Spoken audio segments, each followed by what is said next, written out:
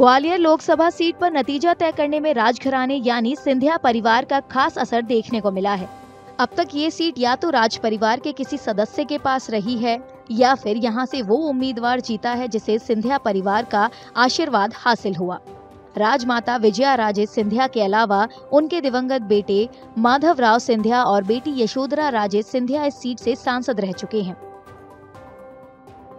ग्वालियर चंबल संभाग पर निश्चित तौर पर सिंधिया परिवार का शुरू से बहुत प्रभाव रहा और चूँकि ये ग्वालियर राज परिवार का मुख्यालय था तो यहाँ की लोकसभा सीट पर शुरू से ही इस परिवार का प्रभाव रहा। जब 1952 में यहाँ से हिंदू महासभा जीती तब भी वो सिंधिया के समर्थक थे। और अगर परिवार की ही बात करें तो जो अब तक टोटल 16 चुनाव हुए हैं उनमें से 50% बार तो सिंधिया परिवार का कोई ना कोई सदस्य ही जीता है। बीजेपी का मानना है कि इलाके में लोगों की भलाई के लिए शाही परिवार की तरफ से किए गए कामों का असर साफ तौर पर दिखता है। जनता की भलाई के लिए जो काम ग्वालियर में हुए हैं, आपको पता होगा कि पहली सीवर लाइन ग्वालियर में आई, पहली स्ट्रीट लाइट ग्वालियर में आई। ग्वालियर के आसपास ऐसे बांध आज से सैकड़ों वर्ष पूर्व बना दिए गए जो आज तक यहाँ की पेयजल व्यवस्था और यहाँ की सिंचाई व्यवस्था के लिए मील का पत्थर साबित हैं। तो ऐसा राजा जहाँ रहा हो जो जनता के कल्याण, जनता की भलाई के लिए काम करता रहा हो, तो निश्चित तौर पर उस परिवार के प्रति सहानुभूति, उस परिवार के प्रति श्रद्धा, लगाव स्वाभाविक रूप से रहता है।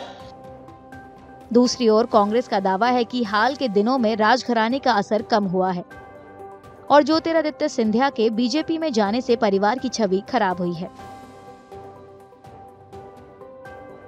आज जो हालात हैं वो बिल्कुल विपरीत हैं। जैसे ज्योतिरादित्य सिंधिया जो है वो कांग्रेस छोड़कर गद्दारी करके और बल्कि जनमत को जो विक्रय करके चले गए, उसके बाद मुझे लगता है कि सिंधिया घराने की जो इमेज है वो टेंट हो गई और यही कारण है कि आज ज्योतिरादित्य सिंधिया भी ग्वालियर से लड़ने की अपेक्षा उन्होंने जो गुना की तरफ रुख किया है। तो अब ये मुझे लगता है प्रभाव नहीं है बल्कि ये तिलिस्म जो है महल का वो टूट चुका है।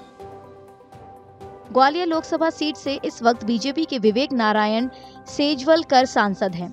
हालांकि पार्टी ने 2024 के लोकसभा चुनाव के लिए मध्य प्रदेश के पूर्व मंत्री भारत सिंह कुशवाहा को इस सीट से उम्मीदवार बनाया है।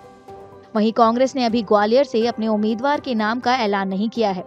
बीजेपी ने मध्य प्रदेश में 2019 के लोकसभा चुनावों में 29 में से 28 सीटें जीतकर जबरदस्त जीत हासिल की थी।